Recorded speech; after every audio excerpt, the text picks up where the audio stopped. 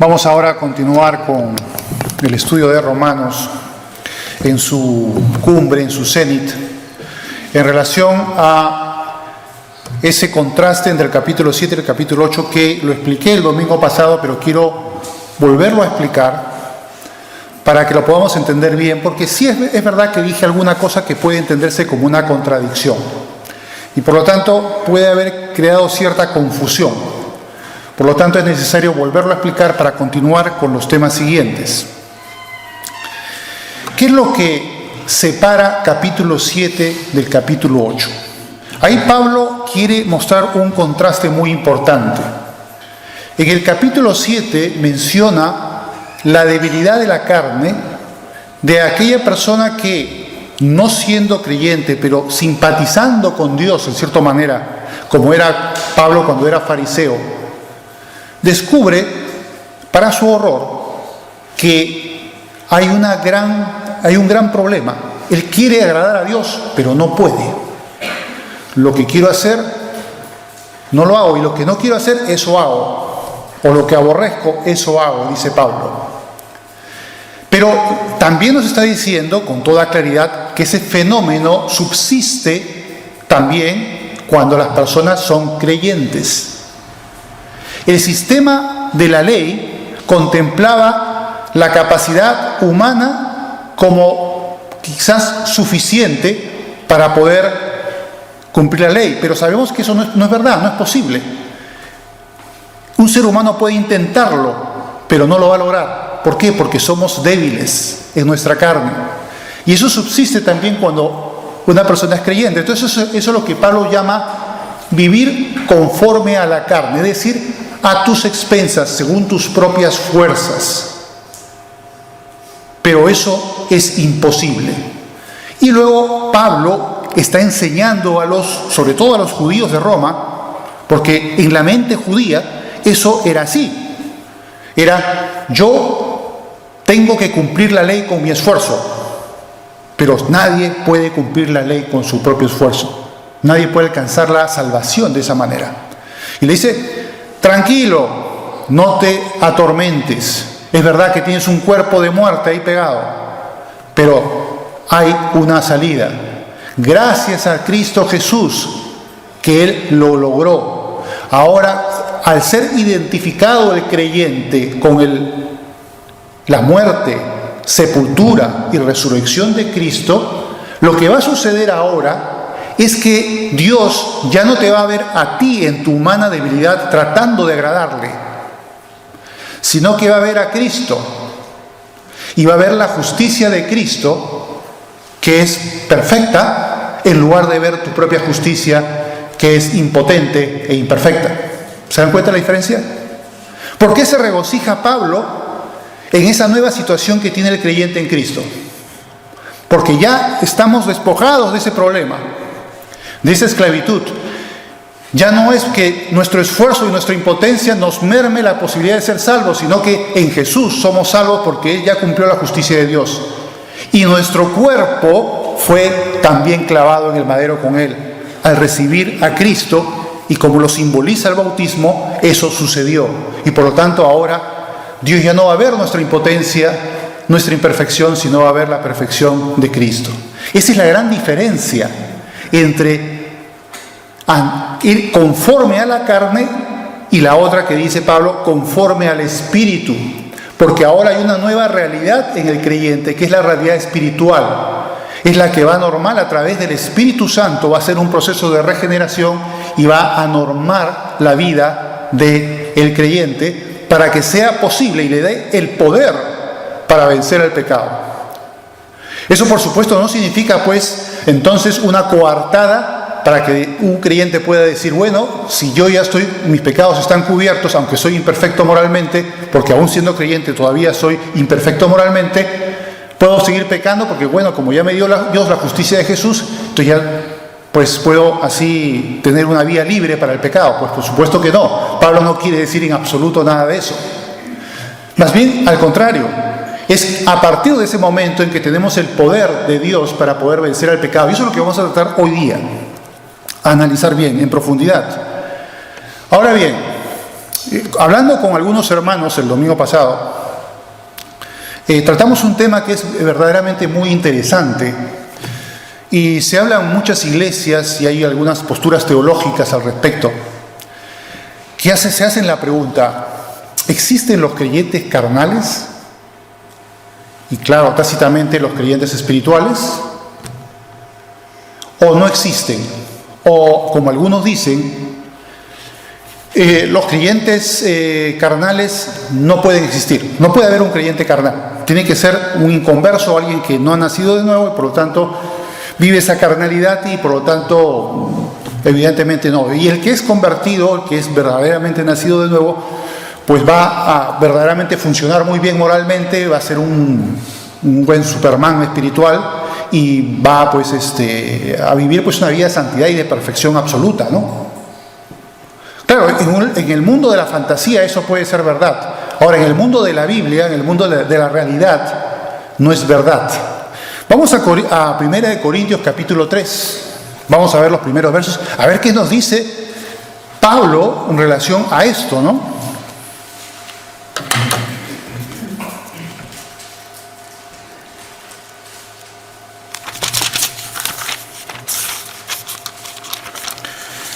Fíjense cómo menciona a los corintios.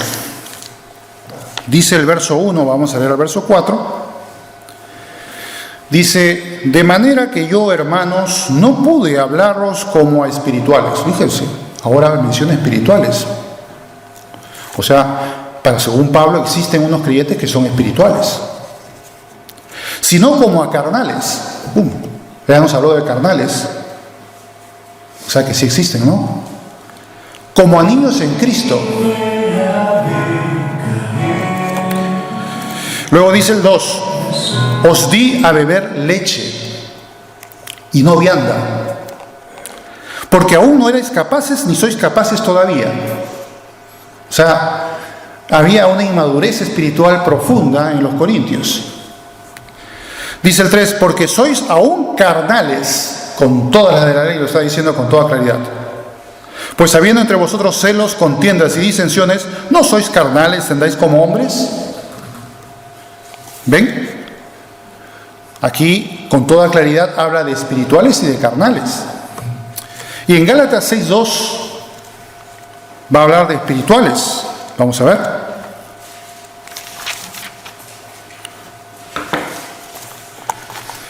Y luego no quiten ese pasaje porque vamos a leer los versos anteriores próximamente. Dice el 6.2. Bueno, perdón, el 6.1. 6.1, perdón. Me he equivocado. 6.1 dice: hermanos, si alguno fuere sorprendido en alguna falta, vosotros que sois espirituales, restauradle con espíritu de mansedumbre, considerándote a ti mismo, no sea que tú también seas tentado. Y es interesante lo que dice, ¿no? Dice que los espirituales pueden ser tentados también. O sea que si tú te consideras espiritual, ten cuidado, tranquilo, que cuídate en el Señor, cuidad vuestra salvación con temor y temblor, decía Pablo, porque ninguno se escapa de algún peligro de poder caer. Considérate a ti mismo, dice Pablo. Tú que eres espiritual, no sea que tú también seas tentado y caigas. Ahí está la cuestión. Tú puedes caer. No necesariamente tienes que ser un Superman espiritual. Aunque te creas Superman espiritual, en realidad no lo eres. Vamos a ver cómo es que podemos librarnos del pecado o de fracasar con el pecado. Hay recursos e instrumentos que Dios da al ser humano, al creyente, para que pueda vivir su vida cristiana cada vez en mayor santidad y cada vez apartándose más del pecado. El problema es que algunos creyentes no usan esas herramientas. Han sido dadas por Dios, pero ellas no las usan. Y ahí está el problema. Entonces vamos a ver pues qué es lo que tiene que hacer el creyente. Lo primero, y aquí habla del término muy interesante que menciona Pablo. Fíjense que no es lo mismo que conforme al Espíritu. Conforme al Espíritu es el que ya es creyente, el que ya ha sido regenerado por obra del Espíritu Santo y que se ha identificado con Jesús en su muerte, sepultura y resurrección. Ese es el conforme al Espíritu. Y conforme a la carne es aquel que todavía vive, no ha sido redimido y todavía vive creyendo, incluso con buena intención, de que puede tratar de conseguir agradar a Dios con su propio esfuerzo espiritual. Bien, en los versos anteriores, ahora que tenemos abierta la Biblia en el capítulo 5 de Gálatas, en el verso 16, dice algo interesante en los versos siguientes. Vamos a analizarlo. Dice: digo pues, andad en el Espíritu, y no satisfagáis los deseos de la carne. O sea que ahí hay una dicotomía entre andar en el Espíritu y satisfacer los deseos de la carne. No son lo mismo, son contrarios, antitéticos, opuestos. Luego continúa diciendo, para darnos más pistas: porque el deseo de la carne es contra el Espíritu, y el del Espíritu es contra la carne, y estos se oponen entre sí, para que no hagáis lo que quisiereis. Por favor, Oliver, ¿podías poner esa? Muy bien. Te adelantaste, muy bien. Lo que vemos aquí, que había señalado que en la mente ejecutiva, o el yo ejecutivo, hay tres yoes. La mente carnal, el yo carnal, la mente ejecutiva o yo ejecutivo, donde razonas, donde deliberas tu resolución, y la mente espiritual o yo espiritual, donde está tu conciencia moral. ¿Cómo se alimenta la conciencia moral? Pues con la lectura de la palabra de Dios, con el consejo de Dios. Y la carne, pues es lo que te apetece, te sale del cuerpo, pues las apetencias carnales, que son las que luchan, como dice aquí Pablo, en nuestro yo ejecutivo para a ver si se hace o no se hace. Como lo que había mencionado en el pasado, esa suma algebraica entre negativos y positivos. Negativos los que quieren hacer el mal y positivos los que quieren hacer el bien. Si el negativo es más alto que el positivo, gana el negativo y por lo tanto terminas pecando. Pero si el positivo es más alto que el negativo, pues tú al final tienes victoria sobre ese pecado, no lo cometes. Pero hay algo interesante, un detallito. En el corazón, esa parte de nuestro ser que tiene la sensibilidad moral y los sentimientos. Y lo que quiero señalar en este momento es el tema de la sensibilidad moral. Hay una diferencia, lamentablemente, deberían coincidir, pero hay una diferencia entre la sensibilidad moral y la conciencia moral. Un creyente puede tener en su plano de conocimientos, en su plano mental, toda una serie de normas y de conocimientos de lo que es el consejo de Dios, de lo que Dios aprueba y de lo que Dios desaprueba, en su mente, gracias al estudio de la palabra de Dios, y quiere en su voluntad de servir y agradar a Dios, cumplirlas. Pero hay una sensibilidad moral que lamentablemente no coincide al 100% con la conciencia moral. Puede incluso que tu sensibilidad moral sea del 20% con respecto a la conciencia moral, o sea del 80%, y está mucho mejor, por supuesto, ¿no? Solo tienes un 20% de diferencia. Ahora, ¿a qué me refiero con esto? Me explico. La sensibilidad moral es cuando tú, digamos, algo pecaminoso te puede repeler, y sería algo conforme a tu conciencia moral, porque eso es malo, o podría no repelerte, hasta incluso agradarte. Sabiendo que es malo, te agrada hacerlo. No sientes una confrontación muy dura en tu mente, sino que no te parece mal, hasta te gusta. Tú sabes que es malo, pero sin embargo te gusta. No hay un escrúpulo en tu corazón de que te diga, no, es que eso yo no puedo hacer, no, eso yo no puedo estar viendo eso, yo no puedo estar diciendo eso, yo no puedo estar haciendo eso, yo no puedo estar a compañía de tales personas, o yo no puedo estar, en fin, en cualquier circunstancia de que sea, te lleve a pecar. Primeramente, ese primer escudo que está justamente en el yo ejecutivo, que es lo que al final define nuestra voluntad, y es lo que finalmente hacemos, es uno de los filtros principales. Hay muchas cosas malas que no hacemos simplemente porque nos causan repulsión, ¿no es verdad? Ahora, ¿cuántas de esas cosas que sabemos que son malas nos causan repulsión? ¿60%? ¿70%? ¿80%? ¿Quizás el 90%? Pero si hacemos un análisis honesto de nuestro propio interior, veremos que 100% no es. Ahora, ¿cómo es que esto evidentemente nos lleva a un problema? Que el ser humano en su humana debilidad, cuando tiene esa sensibilidad moral con el listón bajo, es más proclive a pecar. Entonces ahora vamos a analizar qué es lo que nos puede llevar a evitar ese pecado. Vamos a seguir leyendo y luego vamos a ver esos elementos. Pero yo creo que hasta aquí está claro ese concepto. Bien, dice el 18, pero si sois guiados por el Espíritu, no estáis bajo la ley. Y manifiestas son las obras de la carne, que son adulterio, fornicación, inmundicia, según Levítico 20 tiene que ver con incesto, lascivia, todo tipo de parafilia o desviación sexual, o simplemente un deseo exacerbado por el sexo, también. Idolatría, eso sabemos bien lo que significa. Hechicerías, todo lo que tenga que ver con el ocultismo, brujería, enemistades, pleitos, celos, iras, homicidios, borracheras, orgías y cosas semejantes a estas, acerca de las cuales os amonesto, como ya os lo he dicho antes, que los que practican tales cosas no heredarán el reino de Dios. Ahora bien, ¿puede un creyente carnal hacer estas cosas? Yo he visto casos de creyentes que no han nacido de nuevo, ojo, que luego han dado testimonio que efectivamente entendieron la necesidad de recibir a Cristo y nacieron de nuevo, hasta pastores incluso, que su conducta es bastante mejor que algunos creyentes que sí han nacido de nuevo, pero son carnales. Cuando Pablo habla de los corintios, y si leemos la epístola de Primera de Corintios, también la segunda, pero sobre todo la primera, vamos a ver que los corintios tenían unas costumbres verdaderamente preocupantes, ¿no?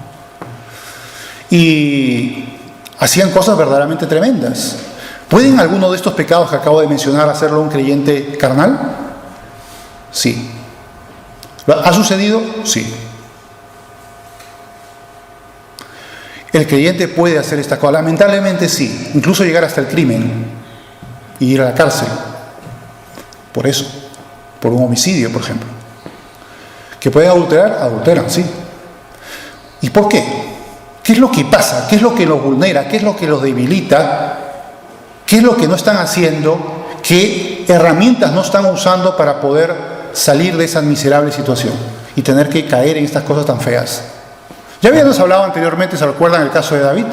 Y vamos qué gigante de la fe que era David, ¿eh? O sea, fíjense, como para hacernos temblar, si un gigante de la fe como David pudo caer, ¿por qué no nosotros? Y un sabio eminente y portentoso como Salomón pudo caer, nosotros también podíamos caer. Y bueno, Asa, que también era un hombre celoso de Dios, también cayó. ¿Por qué cayeron? Estuvimos analizando algunas de las propensiones o actitudes que nos pueden llevar a pecar, sobre el tema de la soberbia, la temporizar con el mundo, ¿no? Y otras más. Y vemos que efectivamente hay circunstancias, descuidos espirituales que pueden llevarte hacia una actitud carnal y hacia un pecado, o varios pecados. Entonces vamos a ver qué es lo que tiene que tener el creyente. Luego continúa aquí. El 22, más el fruto del Espíritu, fíjense la contraparte, es amor, gozo, paz, paciencia, benignidad, bondad, fe, mansedumbre, templanza. Contra tales cosas no hay ley. Ya si tú estás metido en eso, esa es tu forma de actuar, estás agradando a Dios de una forma evidente. Dice acá ahora, bueno, antes de pasar al 24 vamos a hacer una pequeña pausa y menciona lo siguiente: a estos frutos del Espíritu se producen en nuestra vida, porque ahí también vemos si la calidad de ese creyente, o podríamos considerarlo en tal caso espiritual, se manifiesta a través de sus obras, como decía Santiago. Muéstrame tu fe sin tus obras, yo te mostraré mi fe por mis obras. Y efectivamente las obras son nuestra carta de presentación, las horas buenas, claro, nuestra carta de presentación de que somos hijos de Dios. Uno de los principales frutos del Espíritu Santo es el amor. Y la pregunta para nosotros es, ¿amamos a nuestro cónyuge? ¿Lo respetamos? ¿Amamos a nuestros hijos? ¿Cuidamos de ellos? ¿Velamos por ellos? ¿Los corregimos? ¿Amamos a nuestros padres? ¿Estamos preocupados también por su bienestar, sea económico, sea su salud o cualquier otra situación que ellos necesiten? ¿O simplemente, como algunos jóvenes dicen por ahí, bueno, ya que los viejos se arreglen como puedan, es problema de ellos, ¿no? Y se desentienden del problema de los padres, ¿no? Si en nuestra vida, y si más aún si eres un creyente, evidentemente carnal, y estás en ese plan, pues van a pasar pues muchas cosas. Yo he podido sufrir el agravio de ese tipo de creyentes. Creyentes que profesan interesarse por Dios, oran, van a la iglesia, tienen celo por ir a la iglesia, ojo, pero sin embargo no están andando conforme al Espíritu, o mejor dicho, no están andando en el Espíritu, no están siendo guiados por el Espíritu Santo, sino que aún se mantienen en una situación sin fruto. Y la verdad es que, pensando en lo que hacen, son peores que un incrédulo muchas veces. Como decía Pablo, ¿no? Por ejemplo, en relación a atender a los padres, ¿no? O a las viudas, ¿no? Si tú tienes a un familiar que está pasando y no le atiendes y no le ayudas, eres peor que un incrédulo, ¿no? Y así. Y vemos en los corintios, pues, que hacían cosas bárbaras, ¿no? Y se agraviaban, y en lugar de juzgar las cosas ellos mismos, iban a los tribunales civiles a hacer sus contiendas y sus demandas. Porque, dice Pablo, pero ¿por qué no, por lo menos, soportar el agravio, en lugar de estarse denunciando unos a otros? Pero así estaban, que se mordían y se dañaban, o comenzaban el tema de respetar a los hermanos de la iglesia, a los pastores o los ancianos, y comienzas a murmurar y a hablar mal de, mira esto es lo que hace, mira lo que otro, comienzas a ser el criticón, ¿no? Entonces ahí te das cuenta que el amor está bastante lejos, ¿no es verdad?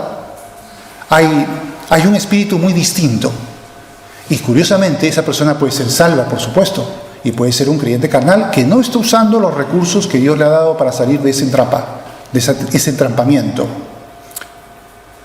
Bien, sigamos entonces.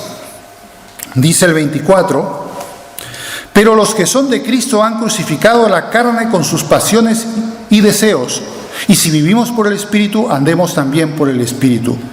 Ahora, claro, uno dice aquí, ¿qué quiere decir esto, no? Dice, los que son de Cristo han crucificado la carne con sus pasiones y deseos. Y tú te dices, güey, ¿eso ha pasado a mí? ¿O será que la lectura, porque algunos interpretan este pasaje de esta manera, como si dijera lo que voy a leer ahora? Más o menos lo interpretan así. Pero los que son de Cristo deben crucificar la carne con sus pasiones y deseos. Pero eso no es lo que dice Pablo.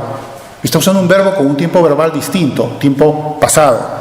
Han crucificado la carne con sus pasiones y deseos. Pero eso nos sorprende, ¿no? Porque nosotros no vemos como que eso sea una realidad plena. Pero realmente es lo que Pablo está explicando en Romanos 8. O sea, si vamos a volver ahora a Romanos 8 y vemos que está hablando de eso. Lo que pasa es que Pablo, cuando lo habla en otra epístola, lo dice de una manera distinta. Y a veces lo dice de una manera ultra corta, como en este caso, que nos deja un poco en babas, ¿no?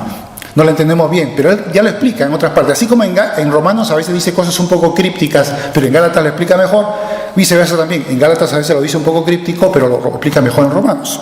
Fíjense que el segundo verso siguiente dice, si vivimos por el Espíritu, o sea, guiados por el Espíritu, andemos también por el Espíritu. O sea, nuestra vida debe ser guiada por el Espíritu Santo. Y en Romanos, vamos a volver a leer esos pasajes para poder entender a cabalidad lo que está diciendo. Romanos capítulo 8, desde el verso 1, dice lo siguiente. Van a ver que es lo mismo. Ahora pues, ninguna condenación hay para los que están en Cristo Jesús, los que no andan conforme a la carne, sino conforme al Espíritu. Es lo que está diciendo. Porque la ley del Espíritu de vida en Cristo Jesús me ha librado de la ley del pecado y de la muerte. Y aquí viene lo interesante, lo que está diciendo en Gálatas. Porque lo que era imposible por la ley, por cuanto era débil por la carne, porque no lo podía hacer, no lo podemos hacer, Dios enviando a su Hijo en semejanza de carne de pecado, semejanza, ojo, no en carne de pecado, y a causa del pecado, condenó al pecado en la carne. O sea, Él hizo que nosotros estuviéramos en Él en ese momento en la cruz, para que esa carne de pecado, no la suya, sino la nuestra, muriese, para darnos el poder contra el pecado y no tener que vivir en la debilidad y la frustración de ese capítulo 7 de Romanos que explica Pablo. Eso es lo que dice crucificado con sus pasiones y deseos, el cuerpo de pecado, el cuerpo de la carne. Dice el 4, para que la justicia de la ley se cumpliese en nosotros, que no andamos conforme a la carne, no somos los incrédulos, sino conforme al Espíritu, porque hemos recibido a Cristo. Porque los que son de la carne piensan en las cosas de la carne, son del mundo, pero los que son del Espíritu, en las cosas del Espíritu. Porque el ocuparse de la carne es muerte, pero el ocuparse del Espíritu es vida y paz. Por cuanto los designios de la carne son enemistad contra Dios, porque no se sujetan a la ley de Dios, ni tampoco pueden. Y los que viven según la carne no pueden agradar a Dios. Mas vosotros no vivís según la carne, sino según el Espíritu, tienes al Espíritu Santo. Y si alguno no tiene el Espíritu de Cristo, no es de Él. Así de simple. No es creyente, no ha nacido de nuevo. Pero si Cristo está en vosotros, el cuerpo en verdad está muerto a causa del pecado, mas el Espíritu vive a causa de la justicia. Y si el Espíritu de aquel que levantó de los muertos a Jesús mora en vosotros, el que levantó de los muertos a Cristo Jesús vivificará también vuestros cuerpos mortales por su Espíritu que mora en vosotros. Así que, hermanos, deudores somos no a la carne, para que vivamos conforme a la carne, porque si vivís conforme a la carne moriréis. Mas si por el Espíritu hacéis morir las obras de la carne, viviréis. Porque todos los que son guiados por el Espíritu de Dios, estos son hijos de Dios. ¿Ven cómo termina esa parte? Dice, los que son guiados por el Espíritu de Dios, estos son hijos de Dios. Entonces, lo primero que tiene que hacer el creyente es dejarse guiar por el Espíritu Santo. Ahora, ¿y cómo se come eso? ¿Cómo se hace eso? Esa es la buena pregunta, ¿no? Bien. No sé si alguna vez han pasado por esa experiencia, por lo menos yo. A veces en la noche, por ejemplo, a veces cuando yo tenía un suelo que era no como estas losetas que son, digamos, moteadas, sino blanco, ¿no? Un suelo limpio que se ve blanco. Y de noche pues veía y decía, qué limpiecito. No he pasado la fregona, pero lo veo limpiecito. Prendo la luz. Y no, pues no estaba limpio, ¿no? Había suciedad, había que pasar la fregona, ¿no? Pues bueno, ¿por qué es que no veía la suciedad? Porque en la oscuridad, en las tinieblas, no se ve y todo parece limpiecito. Pero cuando viene la luz, revela la suciedad. Lo mismo sucede en el mundo espiritual. Cuando el ser humano es visitado por Dios, se encuentra con Dios, automáticamente la luz de Dios va a hacer visible su pecado. Él va a poder ver su podredumbre moral. En Isaías 6:5, cuando el profeta Isaías recibe su primera visión, él dice, voy a morir porque yo soy un hombre de labios inmundos y que viene de un pueblo de labios inmundos. Él inmediatamente, ante la presencia de Dios, la luz de Dios le hizo ver todo su pecado. Y él se siente totalmente cohibido. ¿Cómo puedo yo estar en la presencia de Dios y sobrevivir con lo pecador que soy? Y Dios envía un ángel que lleva un carbón encendido, lo pone en su boca y dice, limpio es tu pecado. Y luego hace la pregunta, ¿a quién yo enviaré? Y Isaías dice, he aquí, envíame a mí. ¿Cómo restaura Dios a Isaías de su pecado? Lo limpia de su pecado y lo envía al ministerio. Pero primero, ¿qué hubo? Arrepentimiento, hubo una visión del pecado. ¿Qué pasó, por ejemplo, en Mateo 5:8, cuando sucede la pesca milagrosa y recién estaba viendo Pedro a Jesús, recién lo conocía, y de pronto ve ese portento que hace el Señor. ¿Y cómo reacciona Pedro? Comienza a aplaudir, le dice, qué bien, qué bonito, qué interesante lo que has hecho, y se queda así tan pancho y tranquilo. No, inmediatamente al ver esa luz del poder de Dios, de esta persona que o era un profeta o era el Mesías, él inmediatamente se es consciente de su pecado y dice, apártate de mí, Señor, porque soy hombre pecador. Pero hay esa reacción, ¿no? Ante la luz de Dios hay una reacción. ¿Y qué es lo que hace Jesús? No te preocupes, yo te voy a hacer pescador de hombres. Dios lo restaura y lo envía al ministerio, igual que Isaías. Pero lo interesante de estas dos historias es que vemos cómo la luz de Dios nos ayuda a que esa sensibilidad moral cambie y suba el listón muchos grados, hasta casi el 100%. Si no el 100%, cerca del 100%. ¿Por qué?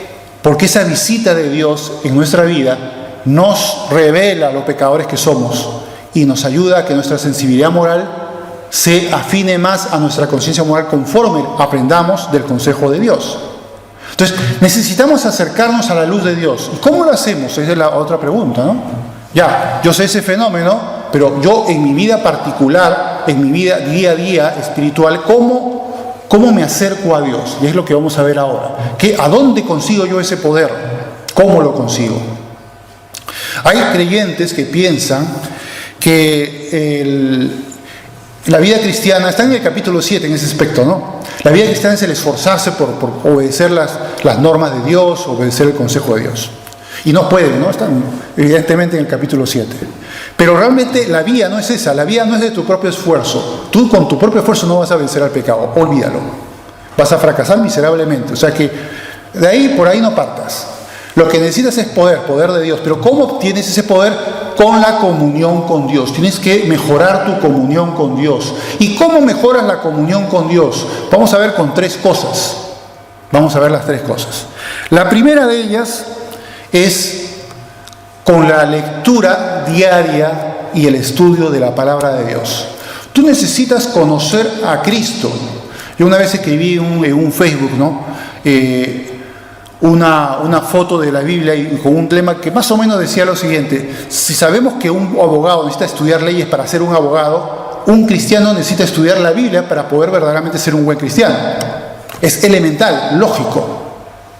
Si tú no lees la Biblia, tus capacidades espirituales y tu conciencia moral no van a estar desarrolladas suficientemente.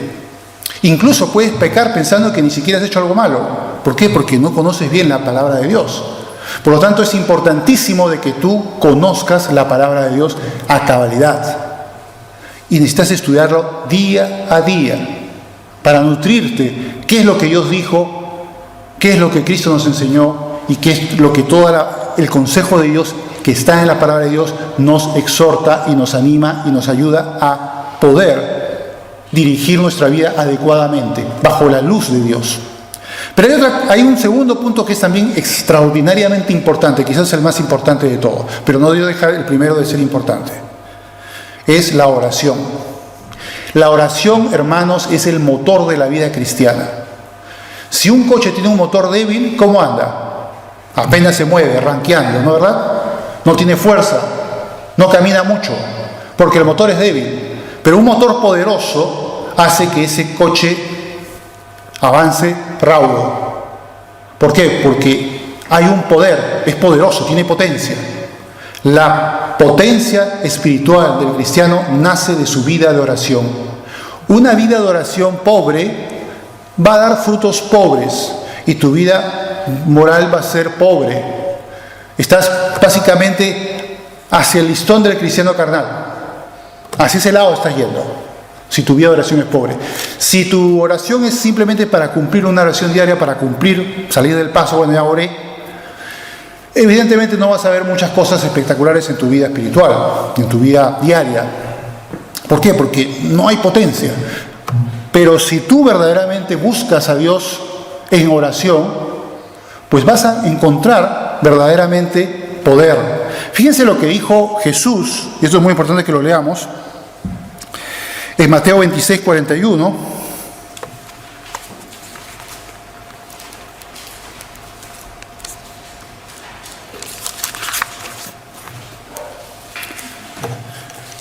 Fíjense las circunstancias donde sucede este acontecimiento. Jesús estaba en Getsemaní, justo antes de ser integrado, orando a Dios. Dice que hasta sudaba gotas de sangre, hematidrosis se llama eso, en una tensión terrible, en una angustia, porque él sabía lo que iba a pasar perfectamente y qué grado de sufrimiento iba a padecer. ¿Se imagina lo que es eso? Y él estaba orando. ¿Por qué? ¿Por qué oraba? Porque necesitaba el poder. Siendo él mismo Dios, necesitaba el poder de la oración. Y fíjense lo que dice. 40, verso 40. Vino luego a sus discípulos y los halló durmiendo y dijo a Pedro: ¿así que no habéis podido velar conmigo 1 hora? Velad y orad, para que no entréis en tentación. El espíritu a la verdad está dispuesto, pero la carne es débil. Fíjense, hasta Jesús mismo dice eso. Hasta Jesús dice eso, el espíritu a la verdad está dispuesto, mas la carne es débil. Porque él tenía un cuerpo mortal y él tuvo que soportar a ese cuerpo carnal. No crean que no es que era un Superman que vino con poderes especiales. Y sin embargo fue sin pecado durante toda su vida, pero lo tuvo que soportar. Y fue tentado explícitamente por Satanás para caer en sus 3 típicas tentaciones. Y sin embargo tuvo victoria. Pero él, ¿qué menciona en este pasaje que le ayuda a tener victoria? ¿Y qué nos está enseñando a nosotros? Dice: orad, velad y orad, para que no entréis en tentación. O también para que puedas soportar la tentación, para que puedas prevalecer sobre la tentación y para que puedas tener victoria sobre la tentación. Para tener victoria sobre el pecado necesitas tú tener una enorme comunión con Dios a través de la oración, alabando, bendiciendo a Dios, dándole gracias y ya ahí presentando cualquier tipo de petición. Una de las cosas que también ayuda para la comunión con Dios y para el poder espiritual es el ayuno. El ayuno a veces no se habla mucho porque no nos gusta mucho eso de dejar de comer. Pero sin embargo, yo puedo decir, para no demorarme mucho, que yo tengo una experiencia con el poder de Dios en relación a esto, ¿no? Yo una vez en el año 2003 hice un ayuno de 2 semanas. No es que dejé de comer 2 semanas, para nada, no. En lugar de irme con los compañeros al restaurante a comer en el trabajo, me iba a un campo de cultivo que había por ahí, un camino, y simplemente durante 1 hora caminaba por ahí orando y alabando a Dios. Fueron de lunes a viernes y la otra semana de lunes a viernes. Nunca en mi vida había conocido cómo se desataba el poder de Dios como en esa ocasión. No solamente en mi vida personal, sino en la iglesia. O sea, en la iglesia, sin yo proponérmelo, salió también un deseo de orar ayuda durante varias semanas, porque no solamente fueron esas 2 semanas, sino los semanas posteriores, hubo un deseo de orar en toda la iglesia. O sea, era como haber puesto una cerilla encendida en las pajas y comenzar a encenderse un fuego. Y que duró algunos meses incluso. Y eso fue porque, recuerdo que yo había leído un libro justamente sobre la oración y también sobre el ayuno, y tuve la ambición espiritual de ponerlo en práctica. Y la verdad, fue asombroso lo que pasó en mi vida, en el poder contra el pecado, y no solo eso, sino que inundó a la iglesia. Es por eso que ciertamente muchos de los avivamientos que han existido a lo largo de la historia a veces proceden de la oración de una sola persona. Fíjense, que no es el predicador, ojo, es una sola persona que tiene una ambición espiritual dada por Dios tan brutal que puede orar y ayunar de una manera extraordinaria y al final desata el poder de Dios de una manera tan grande que crea un avivamiento. O sea, no es tanto las tecnologías o las técnicas para poder traer a gente a Cristo, sino también, como se dice, de rodillas es como tenemos que buscar también ese poder de Dios y esa obra de Dios. Spurgeon, en su ministerio ya en Londres, en el siglo XIX, él dice que gran parte del secreto de su ministerio no era su talento y su elocuencia como predicador, sino que habían hermanos y hermanas que estaban en el sótano orando en cada culto. Y que esa oración de esos son los que hicieron que el ministerio de Spurgeon fuera lo que fue. Gracias a la oración. Por lo tanto, ¿quieres en tu vida desatar el poder de Dios para tu vida y para los demás y para tu iglesia? Ora profundamente y también, por supuesto, puedes practicar el ayuno. Ahora, ahí no tiene que ser tan radical, puede ser algunos ayunan un día a la semana, en fin, una de las comidas se las pasan y listo, no hace falta que seas tampoco un tipo fakir que no comes nada durante 2 semanas o durante un mes, ¿no? Yo no estoy diciendo nada de eso. Que alguien lo puede hacer por ahí, sé que algunos se atreven hasta eso, ¿no? Pero no se trata de pedir tampoco cosas extraordinarias.